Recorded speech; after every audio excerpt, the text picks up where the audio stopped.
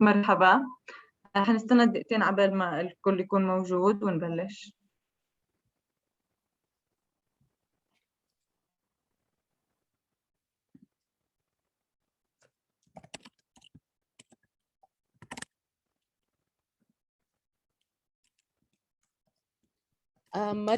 Hello, everyone. We will wait for a couple of minutes until people join us.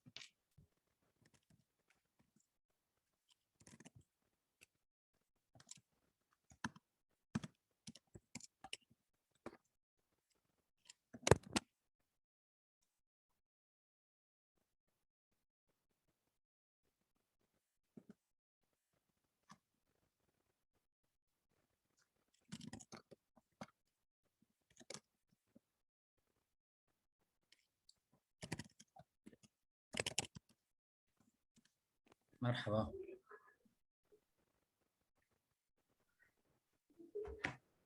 سلامات يا حكمة. كيفك يا طارق؟ تمام. حنبلش بدقيقتين. ماشي اوكي بالعادي يعني عادي.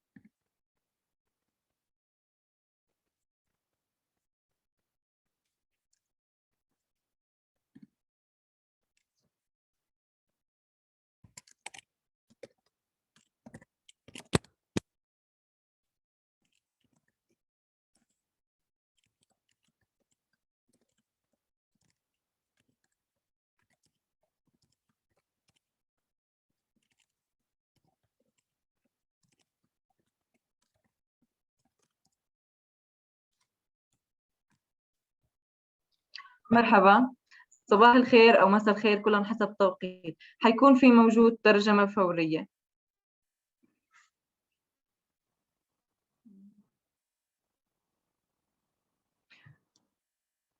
أوكي، بنرحب فيكم بويبينار باسم جريمة مال وأمن مال، القصة الكاملة.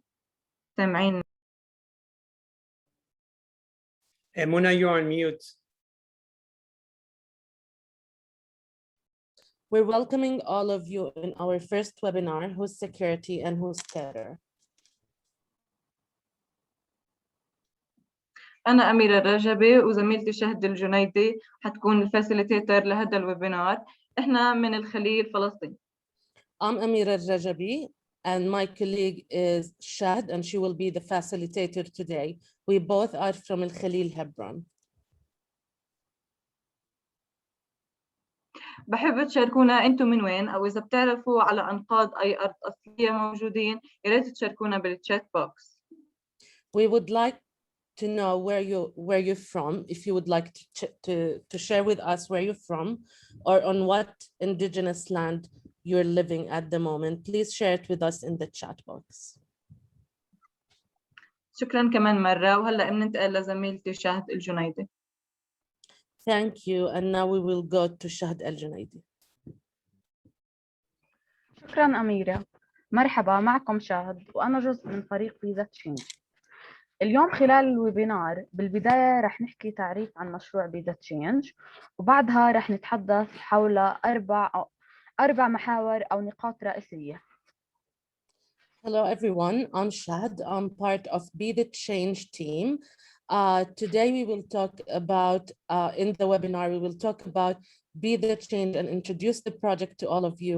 Then we will talk about four main aspects in this webinar.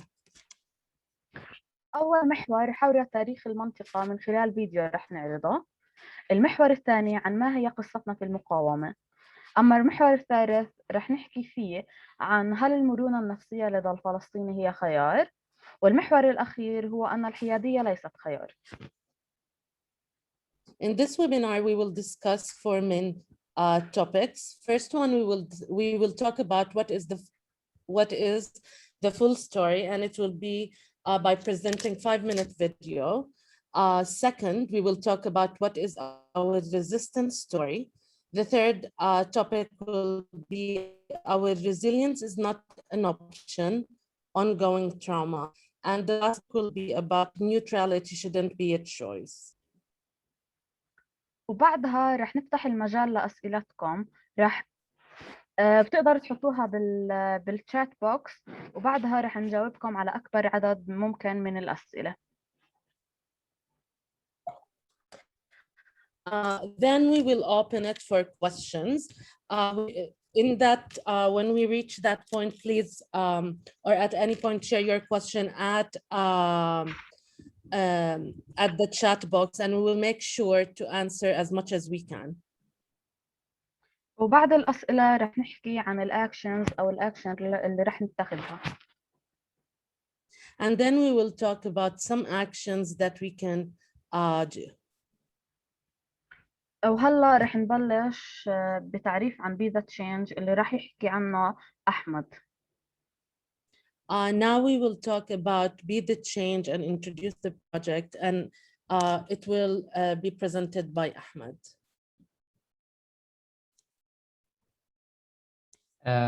Thank you, Amira and Shahad, for the introduction.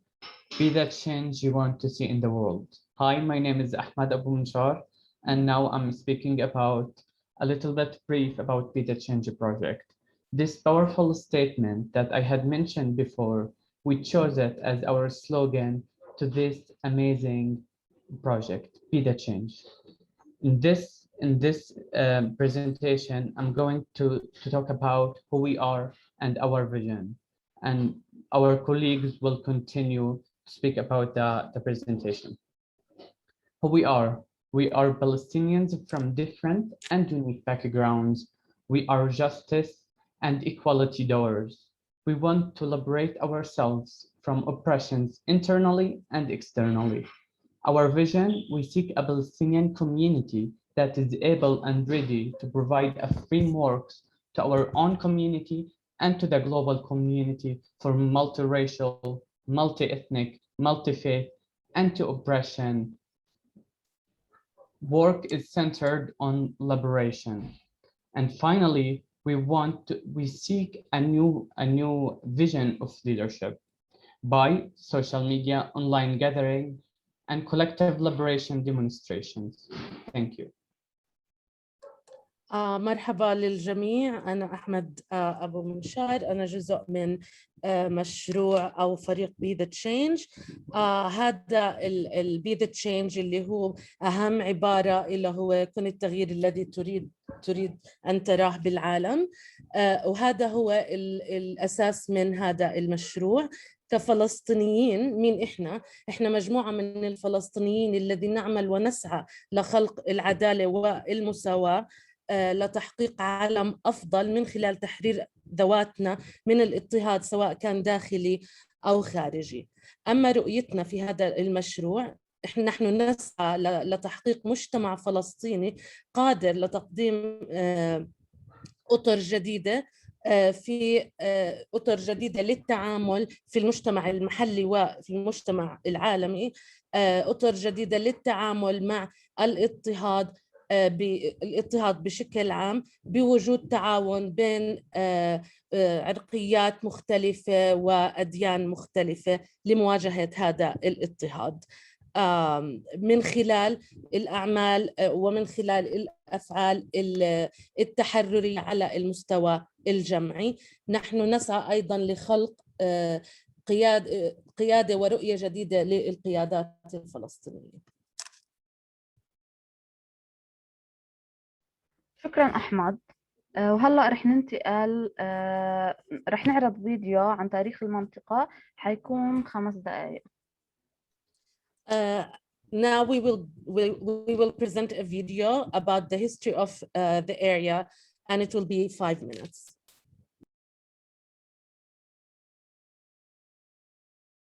And it comes from JVP, Jewish Voice for Peace.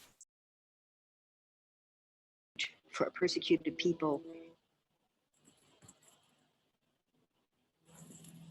What would happen if you built a refuge for a persecuted people in a place where another people already live? In the next few minutes, you'll learn why this moral quandary is at the root of the struggle between Israelis and Palestinians. First, there are a couple of things it's helpful to understand. One, many Jews fled harsh persecution in anti-Semitic Europe, especially the Nazi Holocaust. Zionists encouraged massive immigration to historic Palestine, at that time a British colony, where Jews had an age-old connection and where small Jewish communities had long existed among larger groups of indigenous peoples. But when the UN offered the Jewish immigrants the majority of the land for a new state called Israel, for the indigenous Palestinians who lived there, it was a massive destruction of life. They rejected the UN's partition plan, and several Arab states invaded the new state of Israel. Israeli forces essentially erased over 400 Palestinian villages and towns. By the end of the fighting, Israel controlled 78% of historic Palestine. And when 750,000 Palestinians who fled or were expelled during fighting tried to return to their homes where the new state now stood, they were permanently barred by the Israeli government. While over 100,000 of their relatives and neighbors who hadn't left became second-class citizens of the new state, along with the new Jewish majority. Today, Palestinian refugees and their descendants number in the millions. Most are in the Gaza Strip, the West Bank, and Jordan. Many are spread throughout the world, with millions still living in refugee camps, seeking to return to their homeland. To sum up, one group of refugees found a much-needed home, but in the process, a new group of refugees was created. Here's the second thing to understand. Israel was founded as a Jewish state. But now ask yourself, what exactly does that mean? People had lots of ideas about what a Jewish state should look like. Some called for equality for all citizens. But what was created in practice was institutional discrimination against non-Jews. In other words, Israel ended up being built on a blueprint of exclusion. The Israeli government wants maximum land and resources for Jews, but not the Palestinians living there. That's why inside Israel, Jews get special privileges, including rights to land and housing that are denied to the Palestinian citizens, who make up 20% of Israel's population. That's also part of why Israel has never defined its borders. In fact, they still hold on to land, the West Bank and Gaza, that they conquered in the war in 1967. Since then, Israel has built Jewish settlements throughout the occupied West Bank, building Jewish-only cities and supplying them with infrastructure like roads and army camps, schools, and even a college. Military occupations are meant to be temporary, but after 40 plus years, this one looks permanent and entirely unjust. In the West Bank, Israeli Jewish settlers and Palestinians live on the same land, but must live under two completely separate and unequal systems of Israeli law.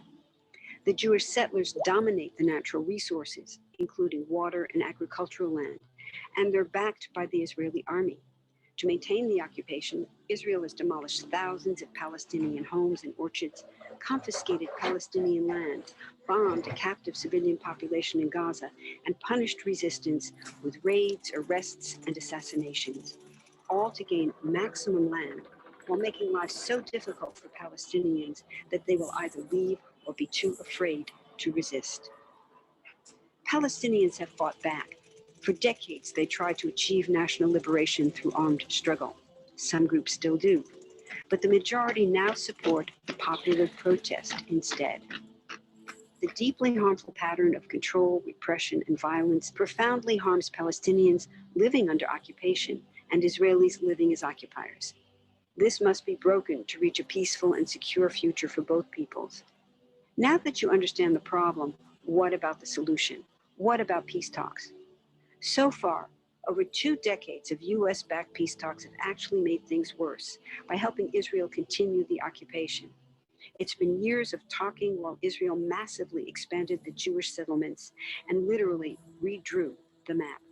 Peace talks are good if they're real, but not when they're theater to cover a land grab. So now what? The current world superpower, the United States, has been a terrible friend, enabling Israel's destructive and self-destructive expansion onto Palestinian land by funding the Israeli military, the biggest recipient of US foreign aid in the world. But there's another superpower that can make the difference: you. There's a movement with hundreds of thousands of people just like you across the world, including Palestinians and Israelis, protesting, educating, divesting, and boycotting, all to bring nonviolent international pressure on Israel to stop violating human rights of Palestinians.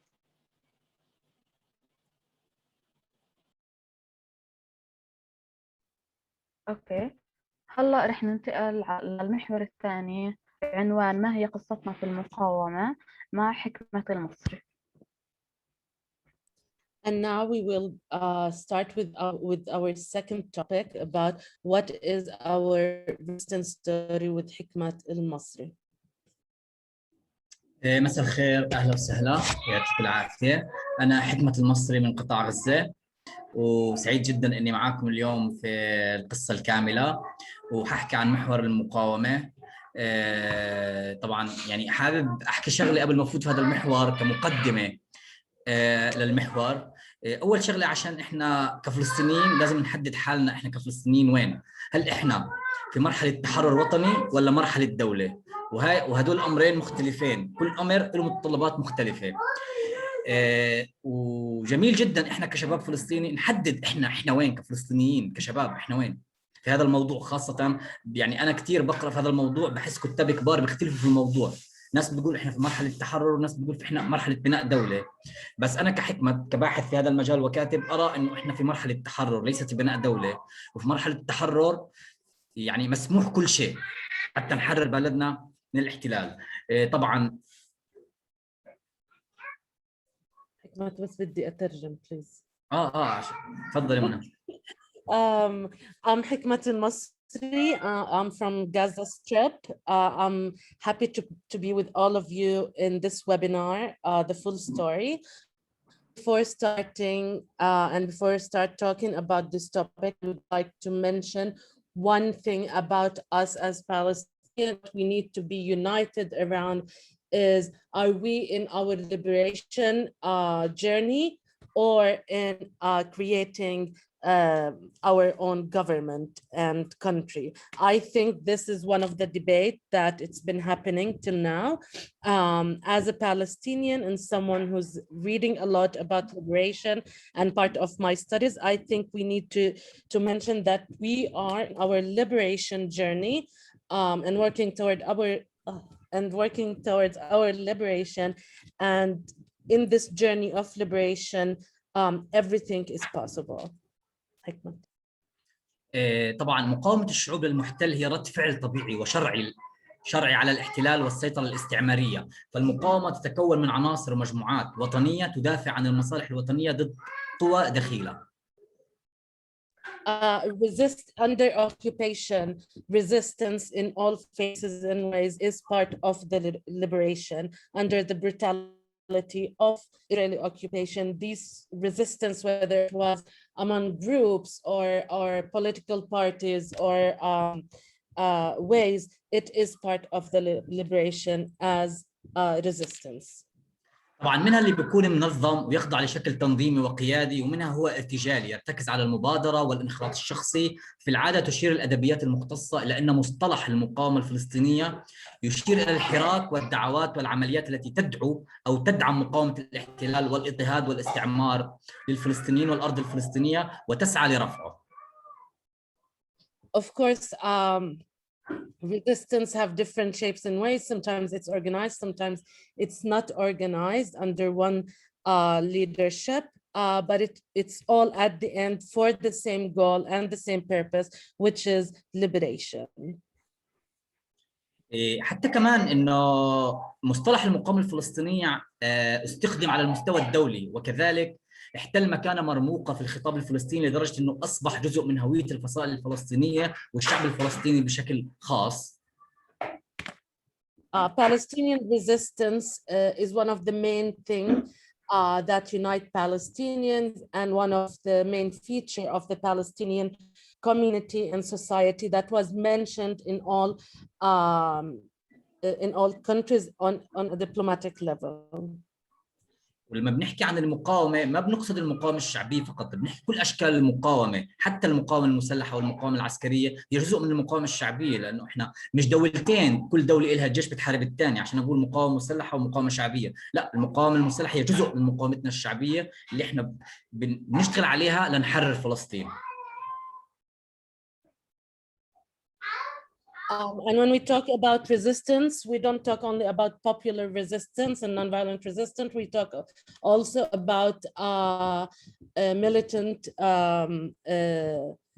resistance, and it is part of popular resistance as well, because we're not talking about equal parties and we're not talking about equal governments or countries. طبعا المقاومة هي إلها مكانة في قاموس الشعوب المحتلة اللي ضحت وبتضحي، واحنا كفلسطينيين طبعا لها مكانة عريقة، لانه احنا بنضحي بكل ما هو غالي ونفيس من اجل تحرر فلسطين ومن الاحتلال الموجود عندنا. وحتى شعوب العالم على مر التاريخ اخذت المقاومة بكل اشكالها مسلك عشان تضمن لهم التحرر من الاحتلال. And resistance is part of any oppressed community or any oppressed group. It's part of their liberation, and it's part of their life to resist and gain what they want and gain the life that they seek for. واستقر الحق في مقاومة المحتل كمبدأ راسخ في التجربة الإنسانية والقانون الدولي، فطالما الاحتلال قائم يكون من الشعوب حقها في التحرر ونيل الاستقلال السياسي والاقتصادي والاجتماعي والثقافي كله يعني.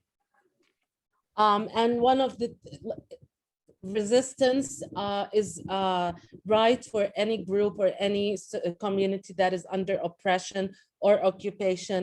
It was recognized as a right for people under the international law to seek liberation on all levels in life, whether it was intellectual or political or social. كمان في شيء مهم، في عامل مشترك بين المقاومة الفلسطينية والمقاومة الأوروبية في مختلف العصور، هو وجود احتلال. فحركات التحرر اللي عرفتها البشرية وخاصة الأوروبية منها عملت على مقاومة المحتل وحققت أهدافها المشروعة بالاستقلال وطرد المحتل. التاريخ الأوروبي حتى اللحظة ما زال يتفاخر ويعتز بحركات التحرر ويؤكد على الدوام على شرعيتها. Through the history, through all resistance movements, we're fighting occupation mainly in European history. And this is a common thing between Palestinian and other people who lived under occupation, that they resisted occupation, and they, in example, in Europe until now, they are proud of how they get liberated and fought for their rights and liberation. طبعا واحنا المقاومه وحركات التحرر بنناضل ضد الاحتلال من اجل حق المصير اللي بيقتضي انه الاعمال العسكريه والغير العسكريه هي الدفاع عن النفس، وبالتالي يحق لنا كفلسطينيين المقاومه بكافه الوسائل ومنحنا الكفاح المسلح. وكمان في شغله، قطاع غزه بيسري عليه قانون الاحتلال الحربي، وبشكل خاص اتفاقيه جنيف الرابعه حسب هذه الاتفاقيه انه القطاع الفلسطيني قطاع غزه يتعرض لابشع الجرائم ومن حقه يقاوم بكافه الوسائل.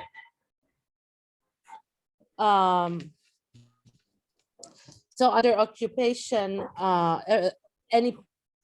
any country under occupation, they have the right to fight in any and fight for their liberation. Palestinians are fighting for their liberation and self-determination, so they can do in the way they think is right. Gaza Strip is under the Israeli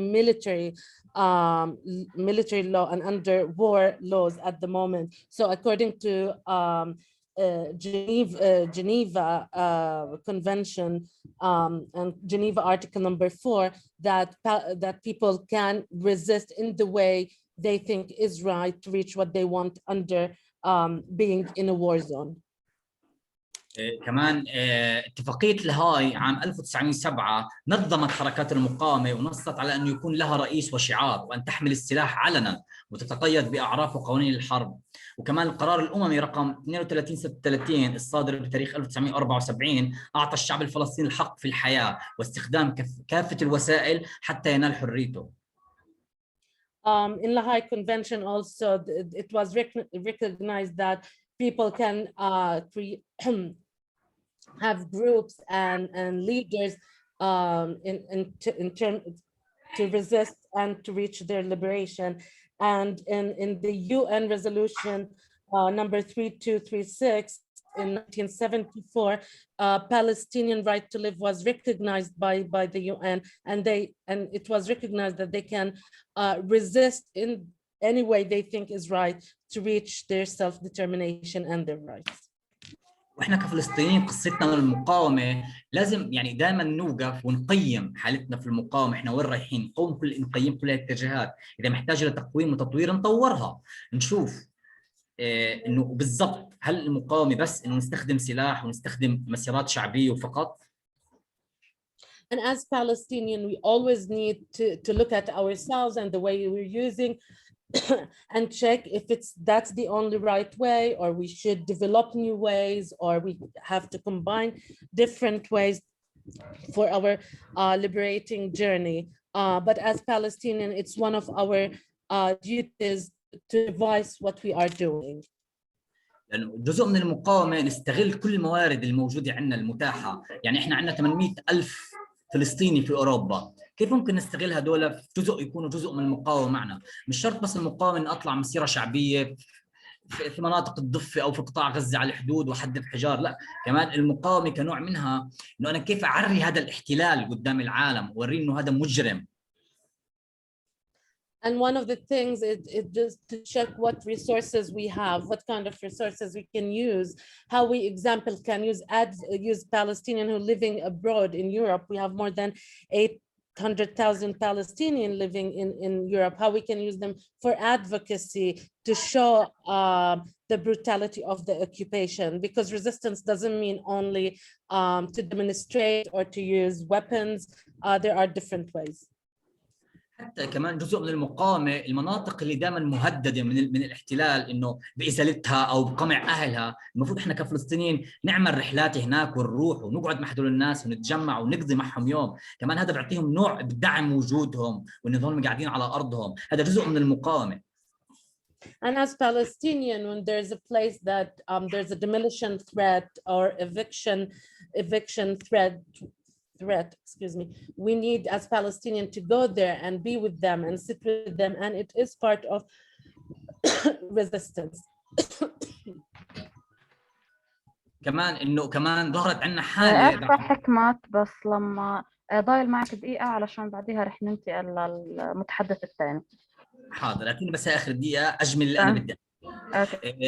يعني بعد قضية الشيخ جراح وقضية حي سلوان وبيتا ظهر عندنا طرف ثالث كثير نهتم فيه، اللي هم عرب فلسطين اللي موجودين في الداخل عند الاحتلال، كيف نخليهم جزء من مقاومتنا ضد هذا الاحتلال ونستغل وجودهم، وكمان هذا بيحدد هويتنا كفلسطينيين ونجمعهم إلى صفنا، حتى لو كشباب، إنه كشباب كيف نعمل جسر لقاء بيننا وبين هدول، لأنه صار في جسر التقاء بيننا وبينهم، هذا جزء من المقاومة للاحتلال. Recently, after what happened in Sheikh Jarrah and Silwan and Beta, there was a new factor that showed up, is the Palestinian who live in the 48 areas that joined us in in the demonstration and in the struggle. It's one of the things that we need to do as Palestinian youth, especially, is to make it, to bridge with the Palestinian in the 48 and make the struggle and work together as united as Palestinian, and that is part of resistance as well. يعطيك العافية، شكرا. Thank you. شكرا حكمت كثير لإلك. وهلا رح ننتقل للمحور الثالث اللي رح نحكي فيه عن هل المرونة النفسية لدى الفلسطيني هي خيار. مع منى.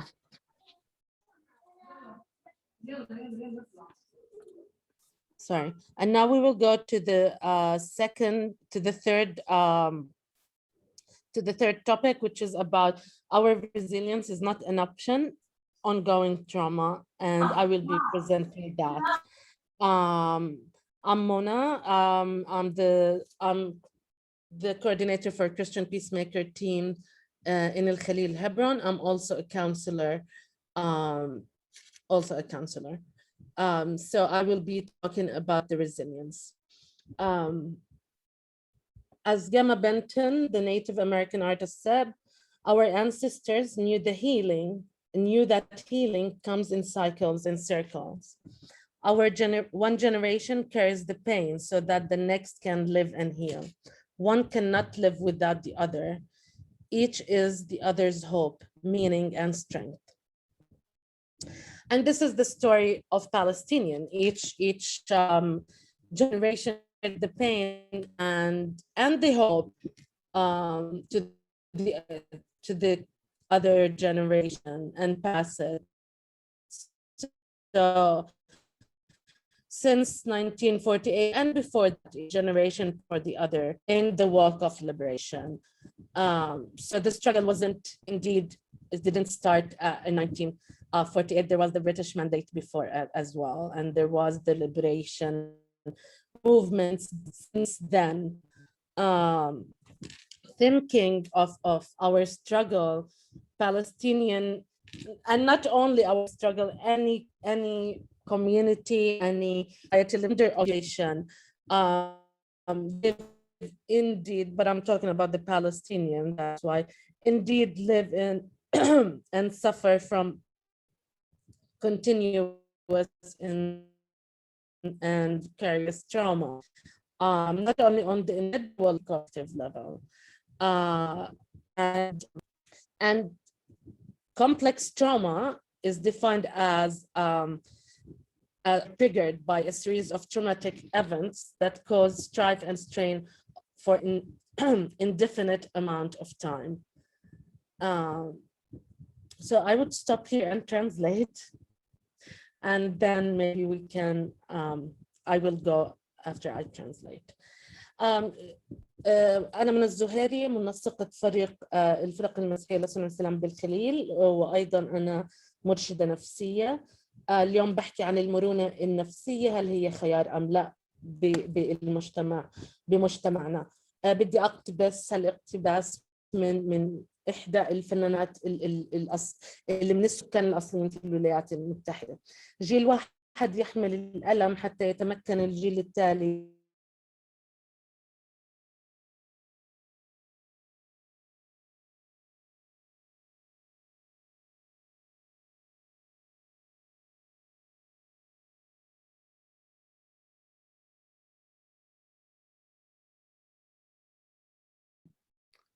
Mona, we can't hear you. If you can cut the video, it might help.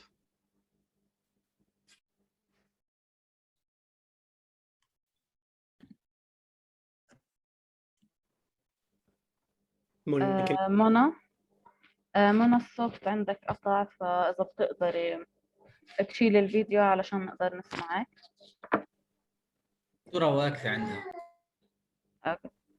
يمكن منى طلعت هلا. رح ننتقل لطارق اللي رح يحكي لنا عن المحور الأخير، هو أن الحيادية ليست خيار. ولما ترجع منى رح نخليها تكمل الحديث. تفضل طارق. Okay, Mona's back. Mona, did you want to continue before I go? Yes, I can continue. Sorry for that. سامعيني هلا. ومش مهم الترجمة منها، بس إنجليزي. Okay.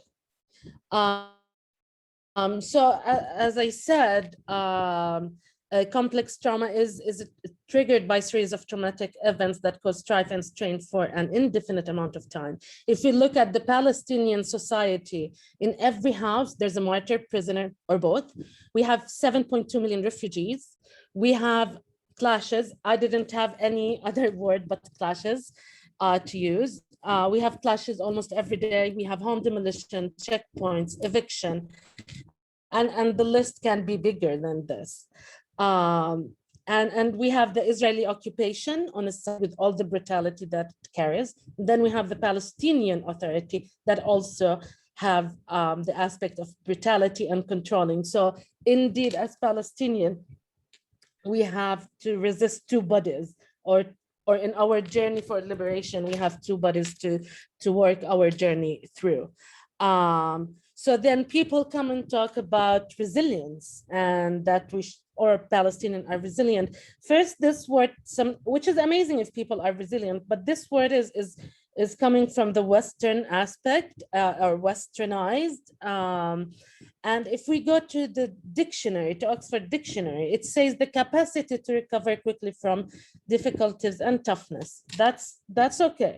But then we go to psychology and the psychology dictionary, and it defines resilience as the process of adapting well in the face of adversity, trauma, tragedy, threats, or significant sources of stress, such as family, relationship problems, serious health problems, or workplace and financial stressors.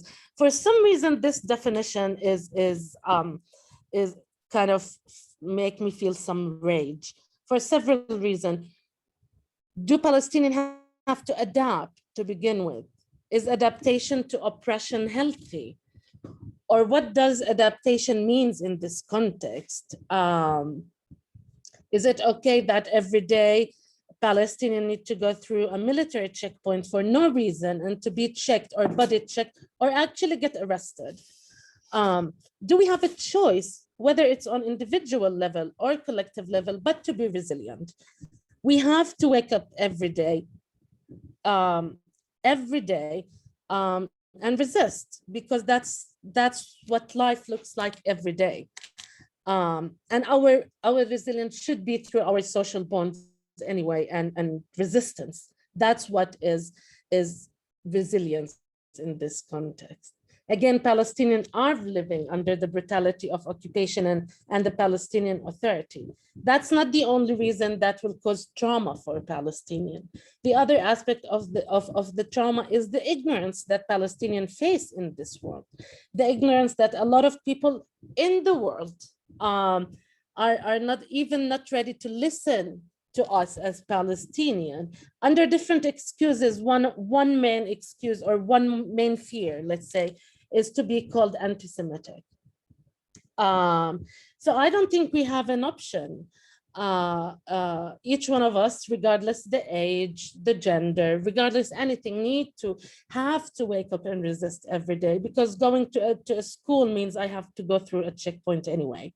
We resist for our dignity and freedom, to pass the strength to coming generation. Otherwise, we are a dead nation anyway. Adapting, that means we're starting to die as a nation. So no, resilience is not an option. Being depressed is not an option either. Finally, I will quote one thing. History matters, not because it repeats itself, which never does, but because its narration can rid demons that torment the oppressed, shock the complacent the complacent into self-reflection, and inspire feats of human perseverance and will. And thank you. شكرا كثير منى، وهلا رح ننتقل لطارق. تفضل. Shukran ya Shahd. Thank you all, and hello all. Some friends on the chat, some people I don't know, so welcome on. I wanted to reflect for just a minute on what Hikmat and Muna said before I talk about neutrality. We heard the, Hikmat as a Palestinian on the ground in Gaza that has gone through one invasion after another, talking about resistance. And it's really important to hear the points of views of people, of Palestinians on the ground, no matter how challenging they might be to some of us, and the responses that people are taking on the ground. The other thing is reflect on Muna's statement, who said, is adaptation to pressure healthy? Do we have a choice? It's a really important question when we address resilience of Palestinians, to be aware that there is no choice to that resilience. We who are Palestinians and non-Palestinians who don't live in Palestine, we do have a choice on neutrality. And I really hope that each one of us on this call takes it as a call not to be neutral because we have that choice. I think part of being prophetic is to not make that a choice as we move forward. And that's what I'll be addressing here. I'm going to start with an example that has nothing to do with Palestine. Francine Hughes stood outside her Michigan home watching it burn. Inside was her husband, Mickey. Earlier that night, he had beaten and raped her for the last time after 13 years of physical, verbal, sexual, and emotional abuse. She stood outside the home watching the fire, then turned and entered the car where her 3 children cowered in fear. She drove herself to the authorities and turned herself in. Francine became a central figure in what is known as the Battered Women's Movement, which worked to draw attention to the plight of women who were brutalized by their husbands, but were rarely taken seriously by our US justice system, their own families and friends, and had nowhere to turn to. And that's the words I'm hearing from Hikmat. Because of the strong pressure of the movement, 2 decades later, after her last rape in 1977, Congress passed the Violence Against Women Act. And by the time she died in 2017, Francine was a major figure in the women's movement. I wanted to wrap up with that to show the success that we could make together when we choose not to be neutral and to support those who are or have no choice on the ground to be resilient. Neutral was, in this case, and in the Palestinian case, the legal system against these women's cases. Neutral were her family and friends who denied her reality of what was happening to her on a daily basis. Neutral was every person who tried to understand why Mickey, her husband, had to beat her. He had a rough childhood, history of abuse made him do it and made him that way. Neutral was the public who judged her burning the house, but didn't lay a finger to help her for 13 years while she was afraid, getting raped, and violence against her body and spirit. Neutrality is at its best an accomplice, and at its worst, an enabler of oppression. One makes up justifications to not act because we each have a choice to choose to be blinded by the situation. Neutrality is much easier because it serves to those who are outside the situation to exculpate our responsibilities of taking action. Continuing the cycle of suffering, we continue to hope as a noun to change, and we don't make hope into a daily action. When we talk about Palestinian victims, like everybody here on this call, who are victims of a brutal abuse and oppression for 73 years, they all have a lot to teach us. There are hard truths that we need to listen to. There's a renewed hope in God's promise that we hear in the words. But ultimately, each one of us has to choose not to be neutral in these situations. I want to name for you some truths I have heard from my colleagues here and that I have learned myself, having done this work for 20 years in all spheres, from the legal to the grassroots, to the advocacy, to church and denomination and houses of worship activism that I have learned. I have learned that it is easier to deny reality than to face it. Reality is difficult, and breaking psychological, societal, and theological dysfunctions is hard work. I have learned that hurt people are much more likely to hurt. This does not by any means justify their behavior. And most people are not able to reconcile this in their heads. They always have asked me during my 500 talks, how can this happen? For me, it's simple. It's self-protection, self-preservation. Hurt people have built the sixth strongest military in the world. Hurt people have killed and occupied for 73 years. And hurt people have passed on their suffering onto another indigenous people. Another lesson of mine is that violence of the oppressed is no excuse for not ending the oppression itself. Regardless of what we think morally and ethically of violence, it should not be an excuse for ending the occupation itself. Neutrality serves to conspire and enable our pain-killing behaviors. And lastly, there are no perfect solutions or a perfect one thing list movie article that a Palestinian could tell any one of us that would bring about justice for a human cycle of suffering that's been ongoing for centuries. I want to leave you with this thought.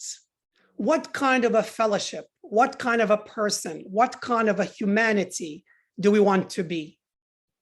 I challenge you out of neutrality by considering these points. Unabashedly and radically accepting reality. Proclaiming the prophetic in our circles, which are part of the voices we heard today. We don't need to understand all sides before acting. Otherwise, we will never act on an oppression. If we had to understand the Israeli side and the Palestinian side, Mickey's side and Francine's side. Don't do oppression Olympics. We can hold together different truths simultaneously. That suffering has been inflicted on the oppressor, and that suffering is being inflicted on the victim, and that is not an excuse and we need to stop it.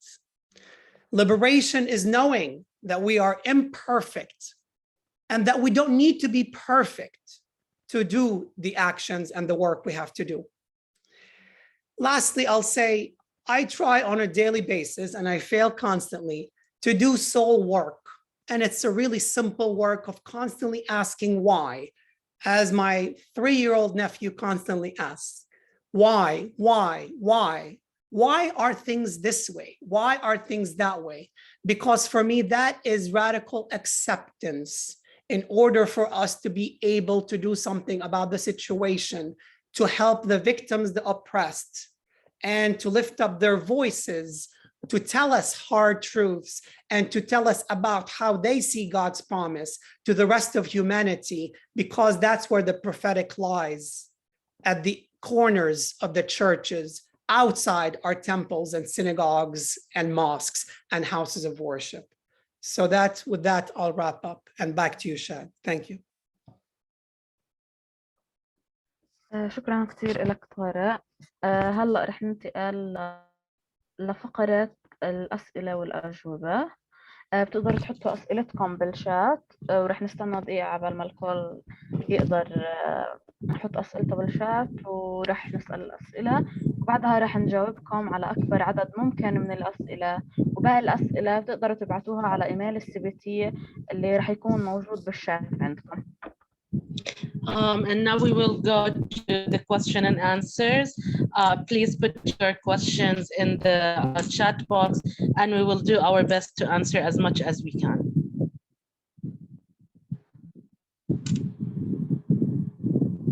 Recording in progress.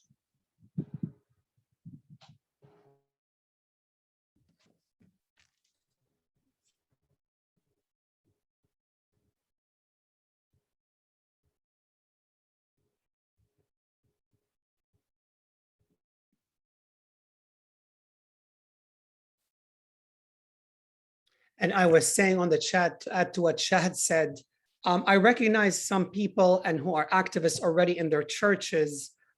So if there are any points. Yes. كان سؤال حدا سأل حدا كاتب سؤال إلي شخصيا، يعني هل حل الدولة أو حل الدولتين؟ اوكي. تفضل حكمة. اوكي، بنقدر نسأل سؤال اللي لك ونجاوبه هلا.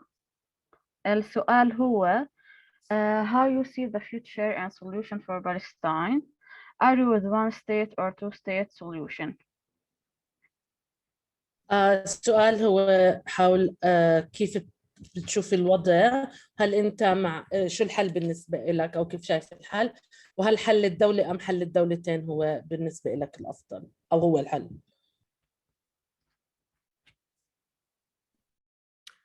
I can start while Hikmat probably had to take a phone call, and Mona, if you want to add to that, and then we can go to Hikmat and others.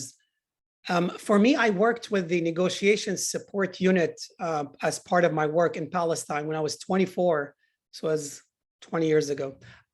So, you know, when we were doing negotiations work on the ground, the people at that time who were researching and negotiating did not themselves believe in a two-state solution.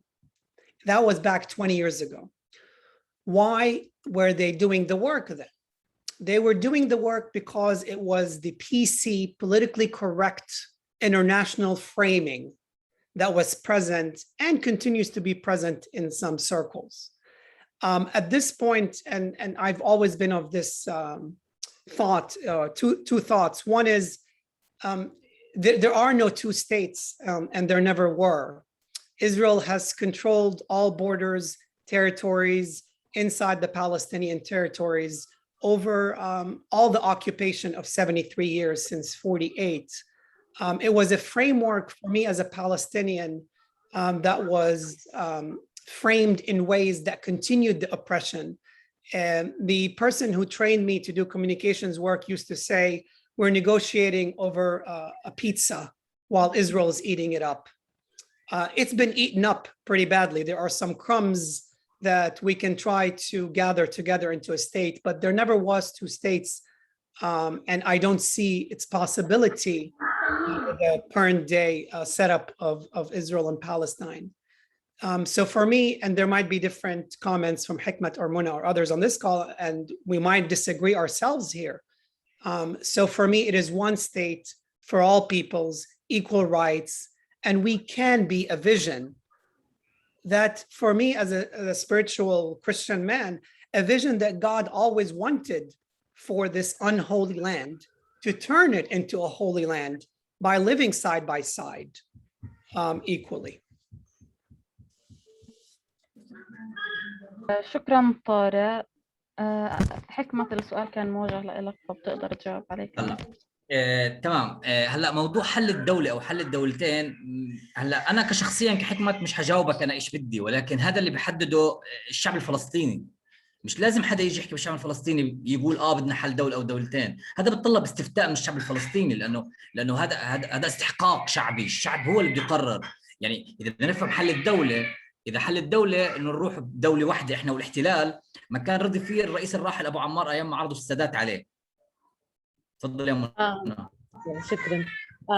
I don't have, like, as Hikmat, I can't answer this because this question is bigger than myself. It should be asked and to have a survey for the Palestinian to make this decision. An example, if we're going to talk about one state solution, and to be one state solution, Yasser Arafat could have agreed on the one state solution when Anwar al-Sadat suggested that back in the 70s.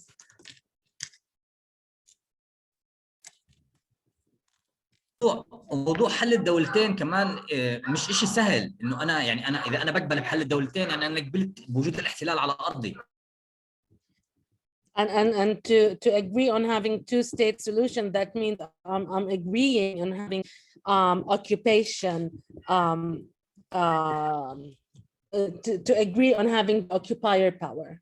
يعني في قرارات مصيرية بينفعش أي حدا يتخذها عن الشعب الفلسطيني. في هدول أكثر من 9 مليون فلسطيني لازم يشاركوا باستفتاء. أنت إيش بدك كشعب فلسطيني؟ إذا الشعب الفلسطيني بيقرر يروح بأي واحدة من هدول التنتين هو حر، بس بجيش أنا أحكي عن الشعب الفلسطيني إنه أنا والله بدي حل دولة أو حل دولتين. مش منطق اللي بيصير. وهذا إجابتي على السؤال يعني. It's a decision that Palestinians should make this decision. It's my answer to this question that I will not decide what is the best for Palestinian. The voice and the question should be answered by Palestinian, and if they want to go either ways, that's then will be the people decision. شكرا لك حكمات. شكرا نورا على الترجمة. هلا رح ننتقل للسؤال الثاني اللي هو موجه لمنى. To the PA and the citizen taking care of mental health in Palestine, especially after all these curse months like the last upspring. There are a lot of efforts on the public sector and the private sector in terms of mental health and creating programs and creating mental health crisis intervention. So there are a lot of efforts. I think still, as much as effort that we can give, the need is much more than the resources. And when I say resources, doesn't mean only like financial or money resources, but also like a human, I forgot the English. Give me a second. It's also that we need more people in the domain. Like the number of psychiatrists example is not big in the country. So we have lack of people in this domain, for example, but there are a lot of efforts. One example I will give, when COVID started, we created, us people who work in the psychology and the psychiatry and mental health aspects, we created a team from across Palestine. So we had from Gaza, West Bank, and the 48. We created a group, a team that we could work on intervention in crisis. And we did peer-to-peer counseling, example, for our colleagues who did deal immediately with example, COVID problems. So yes, there are indeed a lot of efforts going there. شكرا منى. هلا رح ننتقل للسؤال الثالث اللي هو بيحكي عن how outsider might have intervened, how might outsider interview in the oppression that is happening. أي حد جاهز يجاوبه أو بيقدر يجاوبه لأنه مش لسبيكر محدد. بس معلش تعيد السؤال بليز لأني ما سمعتش مني. How outsider might have intervened, how might outsider interview the oppression that is happening. I will start and then maybe someone else can take it. I think people need to stand up and acknowledge the oppression and acknowledge that we all part of this oppression cycle, and then work toward liberation, whether it was the internal work that they need to do on themselves first, and then stand up for any oppressed group of people in this world. I guess because at the end, in this cycle of oppression, even people who think that they are not affected by it will be affected by it. So I guess at least to start working and standing up for the first step is at least to stop being neutral and stand up for the cause you believe it has justice in it. And let's work on our internal oppression that we all carry. منى بتقدري تترجمي بس لحكمة السؤال عشان برضه مفيد لإله يجاوب، ولو سمحت حكمة إذا بتحب. حكمة السؤال بيحكي كناس مش عايشين هون أو برا كيف بيقدروا يساعدوا أو يتدخلوا أو شو دورهم بالاضطهاد اللي عم بيصير في البلد، شو دورهم وكيف ممكن يكون يعملوا إشي ليغير هذا الدور. تمام. كل فلسطيني بقع عليه دور ليشارك بالمقاومة باتجاه الاحتلال الفلسطيني، حتى لو مش في فلسطين. مش شرط انه انا في غزة بقاوم، لا، حتى اللي في اوروبا بقدر يقاوم. زي ما حكيت، اشكال المقاومة بمسيرات تغيير مسار الحكومات الداعمة للاحتلال اللي ساكتة عن الاضطهاد. شعوب تتعاطف مع القضية الفلسطينية وستطلع مسيرات بتطالب بحكوماتها بوقف الدعم للاحتلال. هذا جزء من المقاومة، بتطلب من الناس اللي ساكنة برا فلسطين، إن كانت بأوروبا، بالأمريكتين، بكندا، بآسيا، بأفريقيا. سمعيني يا جماعة لأنه أنا الصورة سامعينك. part of what people can do is stand up and demonstrate against the injustice that is happening in Palestine or towards any other oppressed, any other of the oppressed. Joining demonstration, standing up and have a stand. Those are the things that people can do.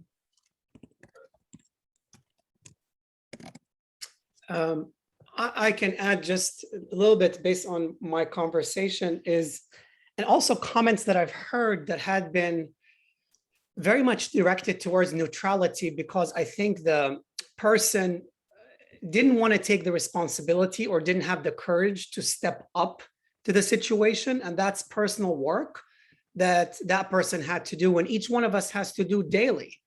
I'm not sure there's an answer to how a person could be courageous, just one answer. For Palestinians, the things that I have heard that disturbed me, to be honest, is as such. I'm afraid to talk to my Jewish people, friends, or to the synagogue across the street. For me, actually, that's a very anti-Semitic comment, because it tells me that the person is assuming because someone is Jewish that they should support oppression of the state of Israel, as opposed to reflecting on, well, maybe the majority of the Jewish institutions do support Israel. I mean, that's a fact, but it doesn't mean that Judaism or that the peace and justice movement within Judaism does not support Palestine. They do. Comments such as, I'm afraid to speak to my pastor about Palestine or to bring it up at church. Every prophet in our history as Christians, Muslims, and Jews, I'm sure, was afraid at one point or another.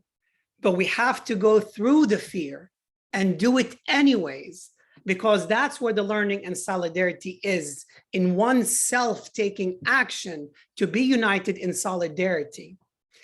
And I think on a personal level, we need to connect with each other on such webinars, such conversations, where, because all of us are also human at the end of the day, we have tunnel vision. We can go back into our normal ways of doing things.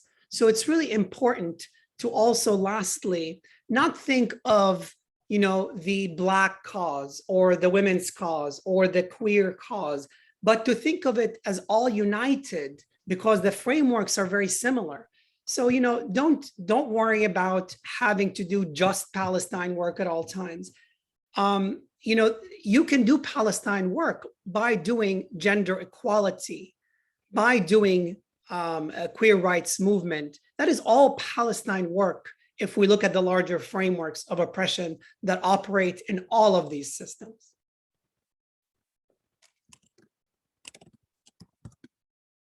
Shahd, back to you. شكرا طارق. هلا رح نحكي السؤال الأخير. نحن أن الإعلام يتحكم في القصة والرواية ويروي القصة من الجانب الإسرائيلي. ماذا يجب أن نفعل حول ذلك؟ السؤال موجه لطارق. كيف يمكن للأشخاص العاديين مثلنا القيام والوقوف اتجاه ذلك؟ حكمة السؤال إنه إذا الإعلام بيسيطر على القصة اللي قصة فلسطينية، شو بنقدر نسوي؟ شاهد السؤال، شو بنقدر نسوي بالنسبة السؤال لك يا طارق. فاهم. هم بيسألوا إنه الإعلام الإسرائيلي مسيطر أكثر بالخارج، إحنا كفلسطينيين إيش واجبنا نعمل اتجاه هذا الإعلام الإسرائيلي ولا لا يا شاهد؟ صح. بالضبط هيك السؤال. أجاوب أنا بعد إذنك يا طارق؟ اتفضل جاوب وأنا بختم الجواب بعدك. تمام. هلا طبعا الاعلام الاسرائيلي مع اللوبي اليهودي مسيطر اكثر فعليا، لانه اليهود بيحاولوا دائما يكونوا هم احنا بنسميه الضعيف هو المجني عليه قدام العالم. يعني هو لما بينزل صاروخ باخذ الصاروخ وبروح فيه على اوروبا بيعرضوا هاي فلسطين بيرموا علينا صاروخ. احنا كفلسطينيين كم مره عملنا هاي العمله واخذنا السياره اللي بتنقصف ورحنا فيها على المحاكم الدوليه. كم مره احنا قنواتنا الفلسطينيه. احنا مشكلتنا انه التلفزيون الوطني حتى ما بيحكي عن قضيه، عن قصتنا الفلسطينيه. كمان القنوات الاخرى الارضيه او الفضائيه للاحزاب الفلسطينيه بتحكي، بتمجد في حالها، وهذه مشكله. انا ما بدي امجد حالي كحركه تحرر او كحزب سياسي، انا بدي ابين للعالم انه انا الانسان الضعيف، انا الانسان المضطهد، انا الانسان المجني عليه قدام العالم. هذا واجب الاعلام الفلسطيني، يحكي روايتنا كفلسطينيين، مش يحكي انا كم صاروخ عندي، كم عرض عسكري عندي، كم كذا. هذا بدي قوه للاحتلال قدام العالم، انه هي الفلسطينيين اللي انتم بتدافعوا عنهم او اللي بتحبوهم، انهم هم اللي بيمارسوا عين الجريمه، هم اللي بيمتلكوا، هم اللي بكذا. انا بدي اعكس هاي الروايه عبر وسائل الاعلام الفلسطينيه. ودورنا احنا كشباب فلسطينيه، ونجحنا في الحرب الاخيره على قطاع غزه، قديش احنا كشباب حاولنا نبين انه ما بدي ابين انا قديش بمتلك سلاح، قديش بمتلك صاروخ، قديش انا عندي ضحايا، قديش في عندي ناس مرميه في المستشفيات مش محتاجه، ما فيش علاج اعالجها. انا الدور الاعلامي ان انا لازم ابين في الاعلام، وكيف استخدم الجاليه العربيه الموجوده في اوروبا وفي كندا وفي الامريكتين، انه كمان اجندها لقضيه الفلسطينيه. تفضل يا طارق. طارق بتقدر تترجم. شكرا حكمة. أنا شفت إنه منى طلعت عن المكالمة، فخليني أنا أحاول أترجم الشرح، أترجم 100%، بس خلينا نبلش. I'll try to translate, folks, as Muna's not here, really quickly or concisely as possible. My Arabic is not as good as Muna's. So Hikmat was saying that it is really important to counter these efforts on multiple fronts. One is, even as Palestinians on the ground, is to not showcase successes of fighting for fighting's sake, that there is something called strategic fighting that comes with advocacy, media, and on multiple fronts that we could do that. Additionally, that it is a really important factor and a tool to changing public opinion. I'm sorry, I did not do justice to your response, Hikmat, but that's the most we're going to do since Muna was away. I'll just add just a couple of things here.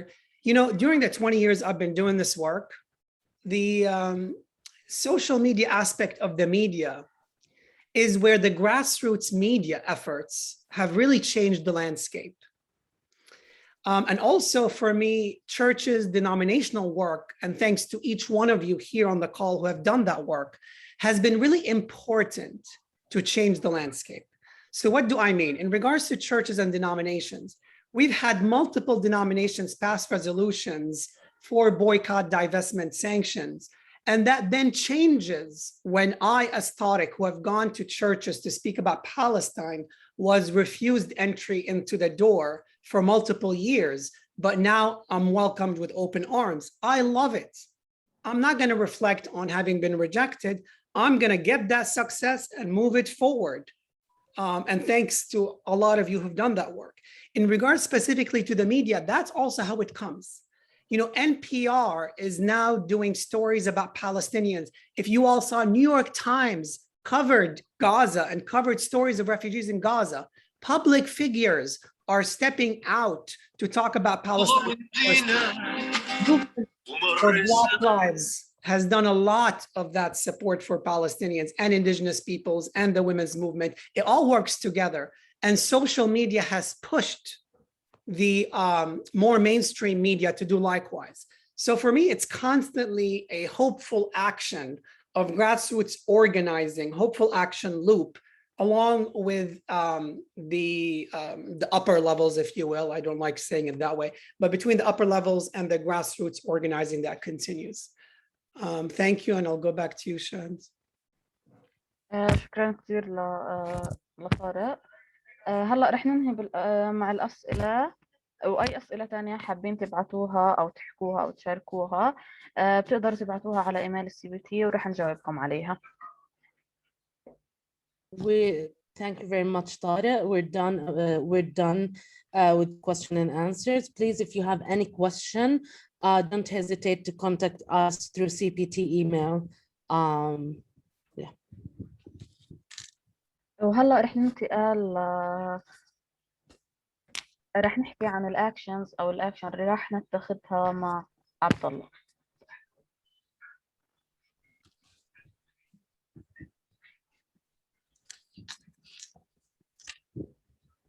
Okay, everyone. Thank you, Shah. Thank you, Tariq, Hikmat, Muna, and everyone who's organizing this webinar. I'm Abdullah from Hebron, Palestine, Al Khalil.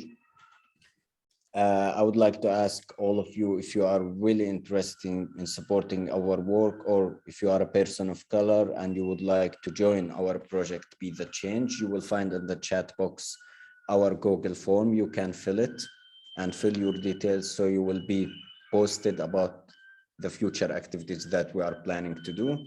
Also, if you would like to support our work, you can do it through the donation link that we will send it now, so we can be able to do in the future more webinars like this, and we can honor the Palestinian speakers who will join us. Thank you. شكرا كثير لك عبد الله. وبالأخير حاب أنهي وأشكركم على حضوركم الويبينار، وأي حد ما قدر يكمل الويبينار أو ما قدر يحضر الويبينار، إحنا عملنا ريكوردينج للويبينار. ومن المهم جدا إنه نقدم أو نوصل قصتنا وتاريخنا بأصواتنا كفلسطينية، ونقدر نحكي عن منهجية منهجية الفلسطيني بالمقاومة بدون ما نصنف تحت أي تصنيف إرهابي أو عنيف، لمجرد مقاومتنا أو مقاومتنا للحفاظ على أرضنا. وطبعا كفلسطيني لازم نصحى كل يوم بنفس القوة لمقاومة الاحتلال، وهذا هو الخيار الوحيد اللي لنا. شكرا كثير لكم. I would like to thank everybody who joined the webinar, and whoever left early and couldn't join us today, there is a recording for this webinar. I would like to say, I would like to end this by saying, as a Palestinian, we will resist every day, regardless of the way of resistance, and we would like to resist without being named or categorized under any categories such as terrorism. And we will wake up every day as strong as we can to resist and reach our liberation.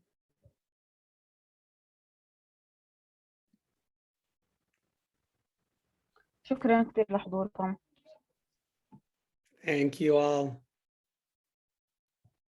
Thank you all. يعطيكم العافية يا جماعة. باي باي. We'll end it in 1 minute. Thank you.